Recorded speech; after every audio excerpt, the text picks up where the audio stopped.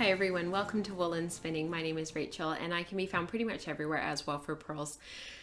I wanted to thank you so much for joining me this week. To those who are new to the show, thank you so much for giving me a shot. And for those who are returning, thank you so much for continuing to be with me. To those who are Patreon subscribers to the show, thank you so much for your support. That is what keeps this show on the air every week. And to those who are curious about Patreon, you can head over to patreon.com/wellforpearls for more information. For those who are participating in workshops, I hope that you are finding the Slack channel adequate. If it's not, please let me know and we will switch over to a Ravelry thread. I suspect that the Slack channel would be nice because it's great for mobile. And if not, please let me know. Workshops will open again in October for Series 2, which will start in November.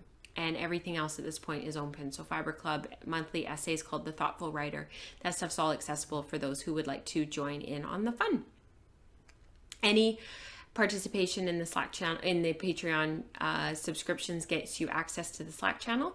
So if you are interested in the conversation that is going on over there and would like to see what's happening, $5 a month gets you access to the Slack channel. And thank you so much to those who have supported the show. I really appreciate it. So Fiber Club has been mailed out, and again this week is going to be a slightly different format to the show. This is not a typical month, these first 3 weeks of August. We have been away traveling all over the interior of British Columbia and Alberta for the last couple of weeks in our little travel trailer with the kids. We stopped in Calgary and saw the kids' godmother and her new little family. She's just had a baby. As well, when we were in Jasper, we saw friends, and I was able to see friends in Kelowna as well as Kamloops. I stopped in at Marianne's, who is Smith & You, and stocked up on some of her fiber and had a visit with her. So it's been wonderful. We've been traveling around, but that is why we've had a different format to the show. Today is the last sort of different format as we pull into our driveway today and sort of say hello to home, and I'm going to go pick up the dogs. We weren't able to take them on this trip, which is really unusual for us. We had to board them because of our trips into Calgary. We couldn't leave the dogs, we couldn't take the dogs, and so we had to leave them behind. So I'll be going and picking them up. They absolutely love going to the place that they stay when we're gone, so I'm expecting two very excited and happy puppies who will also be groomed, which will be awesome when I go pick them up later today. I have a little bit of housekeeping to just cover besides all the Patreon stuff. We have an ongoing giveaway this month from West Coast Color and Carding, which is my friend Lynn. She's in the Okanagan of British Columbia, just outside of Summerland. And Lynn has very kindly offered up two braids of Womo, which is her 50% wool, 50% mohair.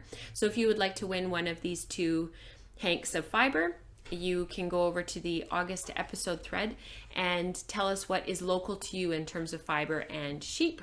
And if you don't know, find out and let us know in that thread. And I will be drawing for that next week. Today we are going to talk a little bit more about our breed study that is going on in the Ravelry group. The breed that we are going to talk about today is actually the Norwegian.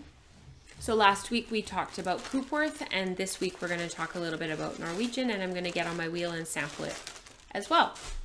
So this was the Norwegian top. Norwegian is an ancient breed, and this came in the form of combed top. And you can tell it's combed top because the fibers are really parallel to one another. It comes apart in these lovely strips. Everything is just really quite lovely, and when you draft it, it just drafts forward quite lovely in a really lovely way.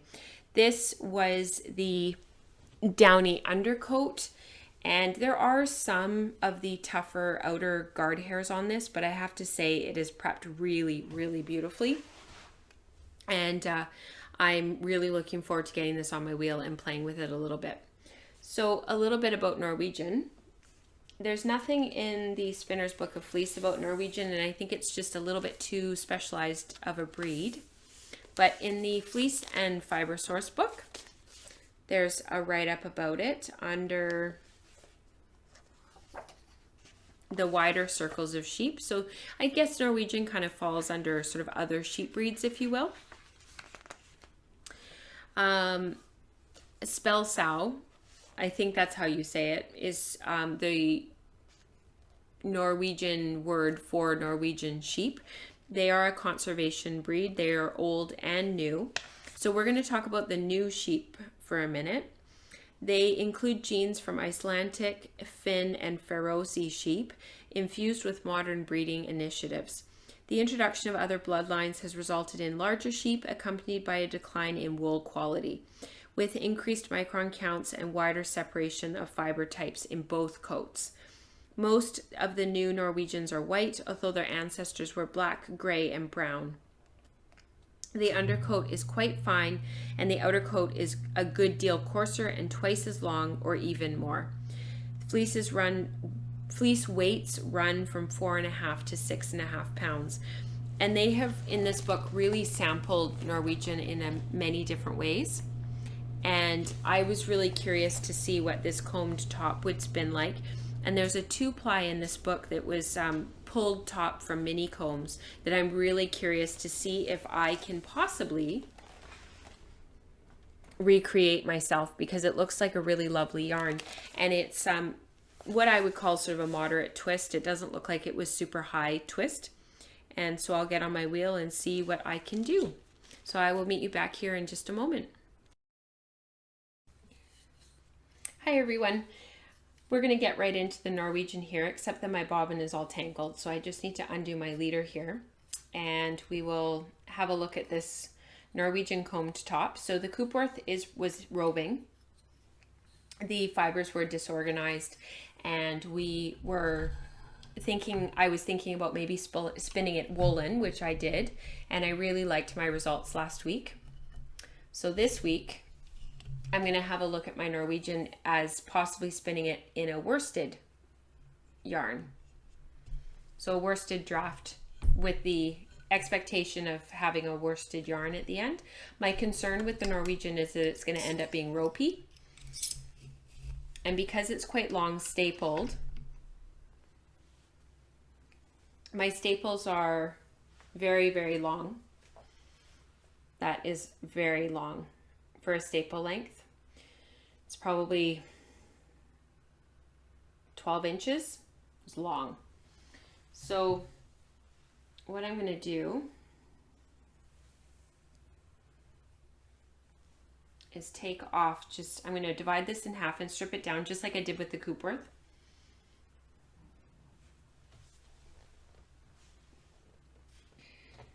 And I'm going to pre-draft it a little bit.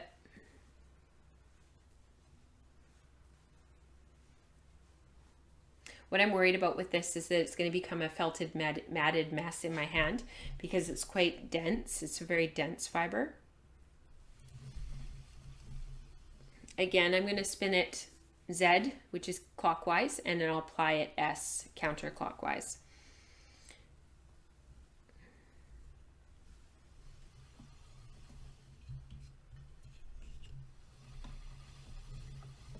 Again, I'm spinning on my Lendrum. I mentioned last week that this is my default sampling and teaching wheel. So I'm going to spin short forward. I'm going to slow my feet right down, because I can see already that it's getting ropey. And I'm going to see if I can spin a little bit thinner.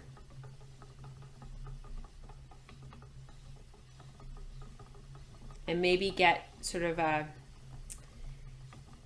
little bit of a finer yarn. It's very slippery. It's very flyaway. I'd be very curious to see what people think if they dye it first. And the spindle spinners out there, on a heavy spindle, I bet you this would just be a dream. I think this would spin like American Tunis. I'm guessing, but it just has the same feel and the same handle.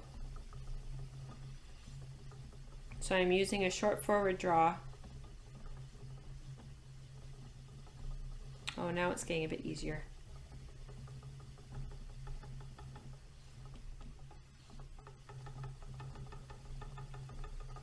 My uptake was a bit too high.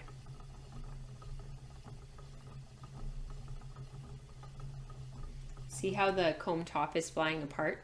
It's getting really wide and kind of unruly.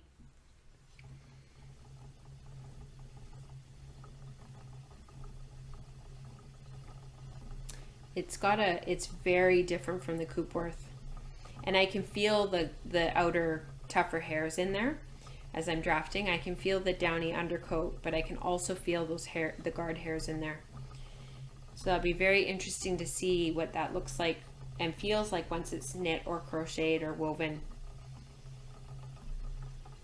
I'm actually thinking a pair of fingerless mitts for this fiber.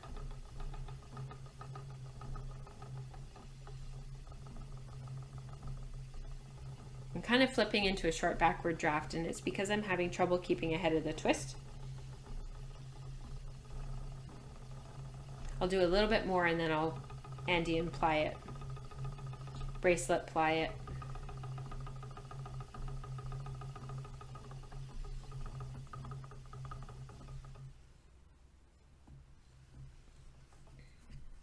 It's very flyaway. It really wants to come apart and separate. I can see how a really new beginning spinner would find that really difficult. They would feel like it just is flying all apart. Being able to spin across the top is going to be a skill for those who are more experienced and have honed that skill. Is going to be really a good skill to have to spin the Norwegian. You know, spinning across and working your way back and forth, because it's so flyaway and it just wants to separate and go everywhere. I can see that's going to be a challenge. I'd be very interested to know how it spins on a spindle or stripped down even more. So this just fell off the end of my single. It's very flyaway. I'm wondering if it's going to break when I do this. We will see.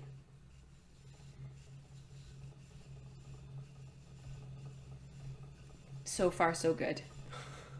I probably just jinxed it by saying that.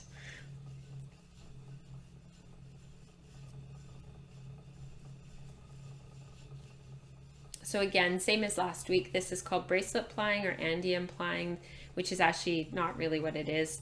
That's actually the wrong word.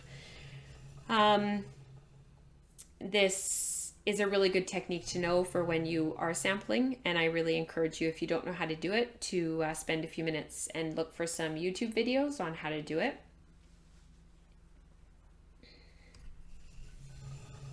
All right, so I'm going to spin counterclockwise or in the S direction.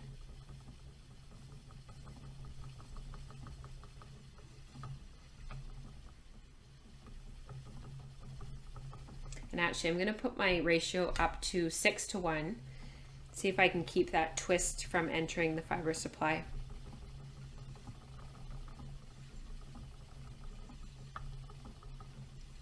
This is quite lovely. The luster I can see on this is really quite pronounced.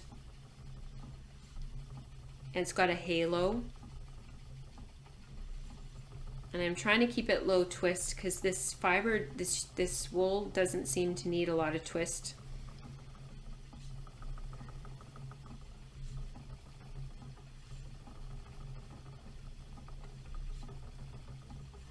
It'll be interesting to see what this yarn is like when it's finished after I wash it and snap it a little bit.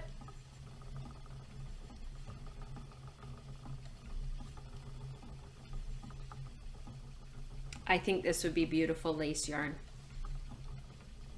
If you could tolerate this being next to your skin, I think it would just be gorgeous for lace. So this is quite low twist for my ply. I really like that. You know what this reminds me of? Wensleydale.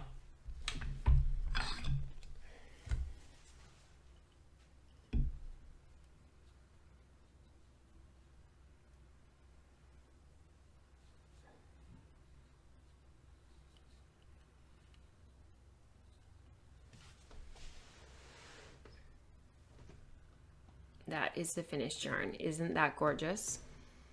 It has a real luster and a real sheen. The plies are really quite nicely defined. That's what it looks like on the bobbin. It looks low twist on the bobbin and like there isn't enough twist in there. But there is, I assure you. It's got a lovely handle. It's a little bit over twisted, but that'll come out in the wash. And in the meantime, I'm interested to see sort of what this looks like knit up. So I'll do more of a sample, a larger sample, and I'll do enough that I can knit a swatch of lace, because I'm very interested to see what this would look like knit up into some lace. And it's quite soft. I'm actually surprised, even with that halo, it's quite lovely. So yeah, I can't wait to hear what you guys are doing with it. Again, any history buffs out there who are really interested in what and where these fibers came from and sort of some of their history, I hope that we start to explore that in the group over the next couple of months. And until then, I'll see you guys online. Bye, everyone.